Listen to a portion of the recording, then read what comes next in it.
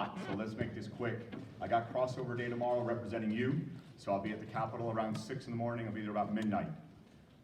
So at the end of the day, before I jump into what Commissioner Levent just discussed, I want to remind everybody of something.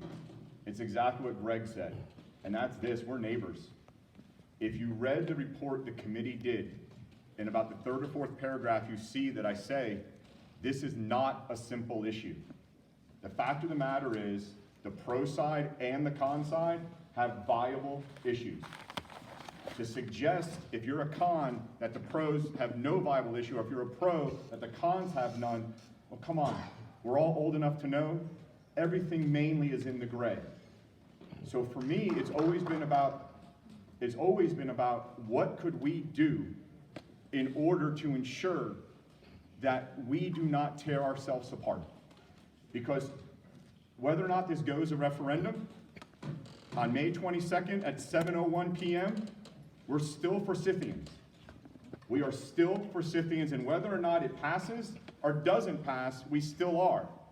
And in there I say, if it passes and you're on the, quote, winning side, well, you have an obligation to go to the con side that lost and say, what can I do? Because you had viable issues. On the other hand, if it loses and you're on the winning side, meaning you're the con and you won, you, I believe, have an obligation to go back to the pro side and say, I heard you. I came to this meeting, I came to town hall meetings that Todd hosted, you name it, and I know for a fact there are viable issues that each side has. So shame on me if I think, quote, I won, and I'm just going to go into, basically, the dust. That is not being a good neighbor. And we learn every Sunday what it's like to be a good neighbor, and I would ask you I implore you to think about that. So the next thing, and the last thing I want to talk about is an attorney came up and said, I think he said he was a retired attorney, and turned his head to Ken Gerard. And he talks about compromise. I'm fortunate, my day job, this is my passion. I love serving you, but I do have a day job. And my day job is business, international business. I have about 250 employees. Well, I have 500 employees worldwide, about 250 report to me. I wake up in the morning to Asia and Europe, I go to bed to Asia, and somewhere in the middle I hit North America and South America. It's pretty cool.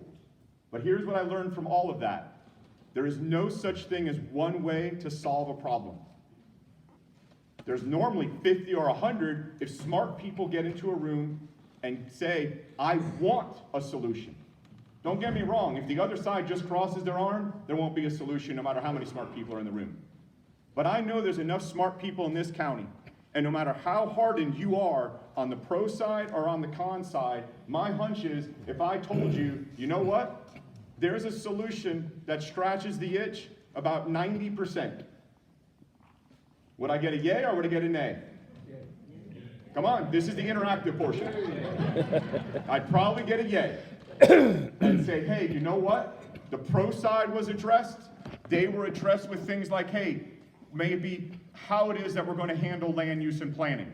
We can argue on whether or not it's 2,000, 2,600, or 7,000. The fact of the matter is, it's some number. 141 needs to be protected. I think we can all agree on that, no matter if you're pro or con. So the fact of the matter is, how does it get that way? Okay? If we're looking at branding, I've heard what the pros say, I heard what the cons say. At the end of the day, what can we do there? The last two things to me would be any compromise would have teeth, meaning enforcement, and the fourth one would be repeatability. Because frankly, yeah, this can happen in Southeast Forsyth. I don't know what's going to happen in North Forsyth, or Northwest Forsyth, or Southwest Forsyth. So let's build a structure. If we're going to come to a compromise, let's build a structure that we know hits the key areas: branding, land use, enforcement, repeatability, enforceability, and then allow everyone to see transparently, this is the solution that we think works for everybody. So now, like Greg said, look to your left, look to your right. We're no longer against each other. Michelle Spence said it great. We have an obligation to each other to educate. I was very impressed when OpposingSharonSprings.com put on all the reports, not just the opposing ones. SharonSpringsCommittee.com has all the reports, not just the opposing or the pro. I would ask you to speak with your commissioner. Each one of you have one of them. And I would say, let's make sure that we don't let an opportunity slip away.